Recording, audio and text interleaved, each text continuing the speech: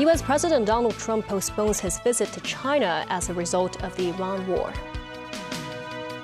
The Hong Kong government is preparing the city's first 5-year plan.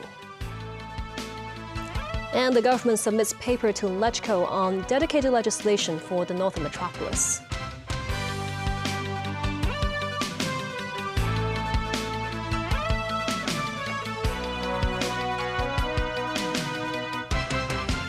Good evening, and thank you for joining us. U.S. President Donald Trump said he wants to postpone his state visit to China by a month owing to the ongoing war in Iran. U.S. Secretary of the Treasury Scott Bessent stressed Trump's decision was not impacted by whether China decides to protect ships passing through the Strait of Hormuz, nor by trade disagreements between the two countries. Timothy Lee tells us more. U.S. President Donald Trump initially planned to meet with President Xi Jinping during a state visit to China between the 31st of this month and the 2nd of April. But a postponement of 1 month was announced during a press conference at the White House. I'd love to, but because of the war, I want to be here. I have to be here, I feel. And so we've requested that we delay it a month or so. And Reuters reported that Trump earlier requested navies of several countries, including China, to take part in the protection of ships passing through the Strait of Hormuz. During an interview with the Financial Times, the U.S. president said he might delay his trip to China if Beijing refuses to participate in his proposed measure. However, U.S. Secretary of the Treasury Scott Bessent said Trump's postponement of the trip has nothing to do with the situation at the Strait of Hormuz, nor trade disagreements between Washington and Beijing. And I'm saying if the president's visit is postponed, it would have nothing to do with the Chinese making a commitment to the Straits of Hormuz. It would obviously be in their interest to do so, but a postponement would not be as a result of any ask from the president not being met. In Beijing, the Ministry of Foreign Affairs earlier said diplomatic dialogue between the heads of state of China and the U.S. is of strategic importance, adding that both parties will continue engaging each other via Trump's state visit to China. The ministry also reiterated its call for all parties in the Middle Eastern war to cease military operations. Timothy Lee, TVB News. Senior officials from China and the U.S. have concluded 2 days of trade talks in Paris. Chinese Representative Li Chenggang says both sides reached preliminary consensus on some issues.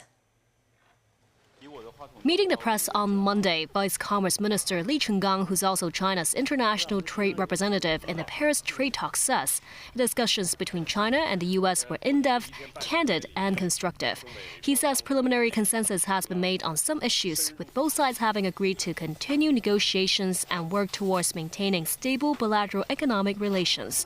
In the Paris talks, the Chinese delegation also made solemn representations to the United States over their Section 301 investigations that target 16 trading partners, including China, on the grounds of so-called overcapacity, as well as probes into 60 economies, including China and Hong Kong, over alleged forced labor.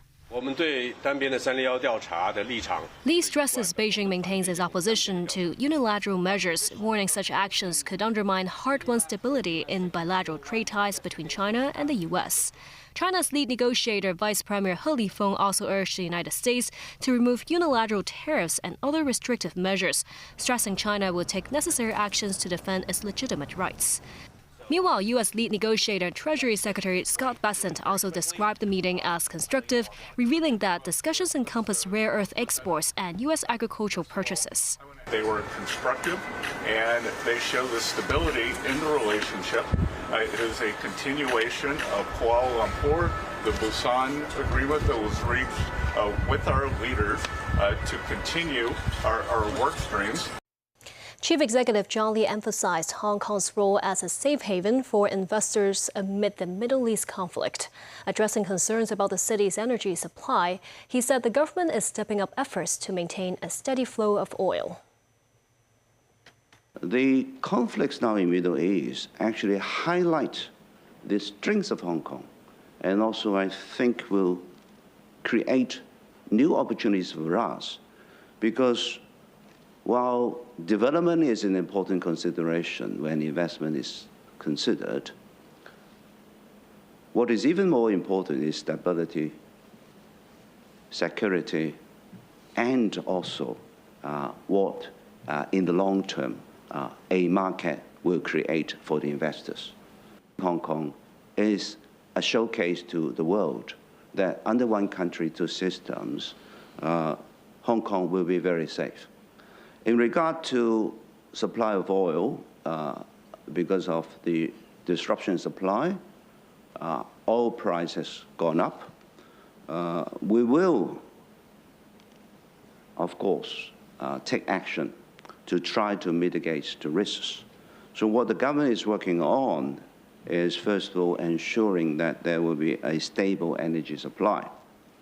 And we also want to ensure that transparency of information relating to supply and energy prices will be enhanced. Chief Executive John Lee said the SAR government is working at full speed in the drafting of its first 5-year plan for Hong Kong. Public consultation will commence in the 4th quarter. Timothy Lee reports. Chief Executive John Lee said he is leading the drafting of the first Hong Kong version of the 5-year plan, with the Constitutional and Mainland Affairs Bureau taking the lead, along with participation of policy secretaries and directors. Our 5-year plan will lay down visions and goals over the next 5 years, and that will give the public a clear picture of what Hong Kong will be like in 5-year time. That means 2030. Our 5-year plan will cover socio-economic development and people's well-being. It will be a dynamic process. People will see continuous improvement, and there will be outcomes. This as the National People's Congress in Beijing passed the 15th 5-year plan last week, which would also enhance Hong Kong's competitiveness and further integrate the city into the nation's overall development. The CE said, under the leadership of the executive branch, the government will work with the Legislative Council to establish a mechanism for collaborative research and gathering of opinions, with such work estimated to be completed within 3 to 4 months. The government will take a look at the outcome and go full steam ahead in formulating our 5-year plan. In the 4th quarter this year, we will start consulting the public. And then by the end of the year, we will announce the text of our 5-year plan.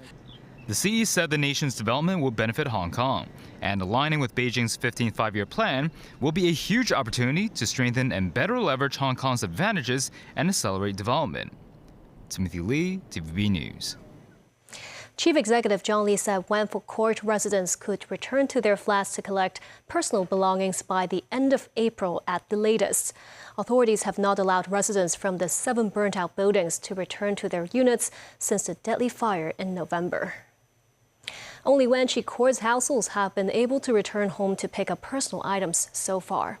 On Tuesday, the CE said he had requested Chek Wing-hing, Deputy Chief Secretary for Administration, to manage the issue and brief the residents. Meanwhile, the Independent Committee for the Tai Po fire will hold its first hearing on Thursday. The Development Bureau has submitted a paper to the Legislative Council proposing dedicated legislation for the Northern Metropolis. It is aimed at streamlining planning procedures and fast-tracking approval timelines. The proposed dedicated legislation covers 6 specified policy areas, including streamlining town planning procedures. For non-conservation zones, amendments to zoning plans could be shortened from the current 9 months to within 2 months. The proposal would also allow temporary land use for up to 7 years, longer than the current 5-year limit in urban areas, to give businesses greater confidence to invest. The measures will also relax the adoption of innovative construction technologies. With approval from the Director of Buildings, new building methods can be used without going through multiple departmental approval. The government also proposes simplifying the process for construction noise permits in designated areas or projects. There will also be measures to facilitate cross-boundary flow of personnel for designated areas or transport infrastructure projects within the Northern Metropolis, as well as the establishment of statutory corporations for designated zones. The government says the whitelist of cross-boundary personnel is still under formulation, but is expected to include people who travel frequently across the border, such as park-based workers and possibly their children who commute for schooling. The government believes the proposed dedicated legislation will help accelerate the development in the northern metropolis. A public consultation will begin on March 24th. Authorities target to introduce a bill to LegCo for first reading by mid-year and aims for passage within 2026. The Education Bureau has issued class allocation letters to all aided primary schools, revealing that 15 schools will not be allocated any Primary 1 classes in the coming academic year because of low enrollment, meaning they could suspend operations in future. The schools allocated 0 classes include 14 aided schools and 1 government school. Under the current mechanism, if an aided primary school admits fewer than 16 students, it may not be permitted to operate a Primary 1 class. But if these schools are willing to merge with other schools, they will be granted a transition period over 3 school years. And still ahead, Hong Kong Science and Technology Parks Corporation is recruiting over 1,000 positions.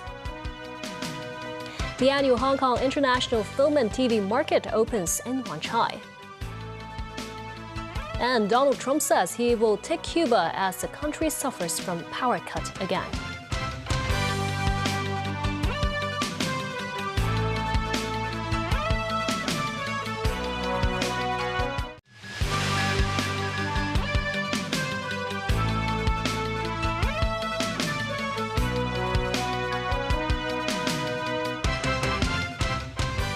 Welcome back. The Hong Kong Science and Technology Parks held a career fair today. The event offered more than 1,000 job vacancies in the innovation and technology sector. Mimo Singai reports. Themed under Artificial Intelligence Plus, the career fair features 50 company booths from 4 sectors: life and health technology, AI and data, advanced manufacturing and green technology. Many visitors were university students and graduates. The Hong Kong Science and Technology Park said the city and local companies have sufficient attractiveness to lure INT talent amid the global competitiveness within the industry. We have devoted a lot of resources from different stakeholders in the innovation and technology development. For that matter, I'm quite confident that talents will come to Hong Kong and stay for different aspects. Hong Kong has been an international city, and for all the years, we developed tremendously in financial services, logistics, property, etc. So they've got many opportunities here in Hong Kong. A new element of the fair is the Career Hack and Match, an interactive problem-solving workshop between candidates and leaders of 20 startups companies.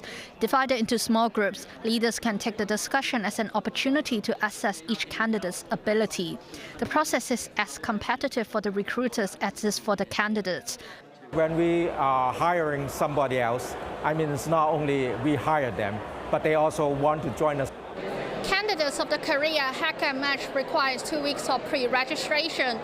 Looking ahead, the Science Park said they will continue to host related AI recruitment activities. Memos 9, TVB News. The 4-day Hong Kong International Film and TV Market has kicked off at Wan Chai's Convention and Exhibition Center. The annual fair, also called Film Art, aims to promote Hong Kong as a regional hub for film distribution and production, TV programs, and entertainment-related products and services in the Asia-Pacific. More than 790 exhibitors from 38 countries and regions attended the fair this year, including first-timers Belgium and Poland. Local exhibitors such as TVB will announce their upcoming plans and productions at the event. A couple charged with child neglect after allegedly bringing their son to watch waves in Taiwan when Super Typhoon Ragasa hit the city last year appeared at Eastern Magistrates Court today. The couple aged 40 and 38 were granted bail. The case is adjourned until May 12th. On the day of the incident, a large wave swept the mother and the 5-year-old son into the sea. The father jumped into the sea trying to rescue the two. In the end, a sampan boat operator rescued the 3 of them. Their daughter was left on the shore. Police arrested the parents in January. U.S. President Donald Trump said he will soon have the honor of taking Cuba. This as the energy and economic crisis on the island deepens as its power grid continues to crumble. Tracy Furness has more. Officials in Cuba reported an island-wide blackout on Monday in the country of some 11 million people. The Ministry of Energy and Mines reported a complete disconnection of the country's electrical system. This Havana resident said since last night it has been 24 hours without electricity. This man said this is an abuse. It will be 2 or 3 days without electricity. Families live by candlelight at night and with doors open to stay cool. This woman said, I don't have a rechargeable fan, so I have to leave the doors open. This is the third major blackout in Cuba over the past 4 months. This, as US President Donald Trump said, he believes he will soon have the honor of taking Cuba. I think Cuba's the end. You know, all my life I've been hearing about the United States and Cuba. When will the United States do it? I do believe I'll be having the honor of taking Cuba. That'd be good. That's a big honor. Taking Cuba. Taking Cuba in some form, yeah. Taking Cuba. I mean, whether I free it, take it, I think I could do anything I want with it. Tracy Furness, TVB News. And that's the news. Thank you for watching.